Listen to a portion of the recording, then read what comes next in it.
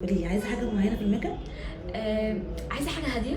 اوكي. حاجه سيمبل كده. سيمبل سامبل ولا سيمبل ميديوم وسط كده؟ لا سيمبل سيمبل. اوكي. ابان ان انا هاديه ناتشرال. جدا. اوكي. يعني مش عايزه في حاجات تقيله. حاضر. مش عايزه ليرز خالص في الفاونديشن يعني. اوكي. انا يعني في الميك اب قليله جدا، فعايزه العين اوسع العين مثلا. انت عينك واسعه اصلا ما شاء الله. الله اكبر. تمام. والباقي بس هيبان حضرتك. طب الالوان؟ الالوان اوكي يلا بينا.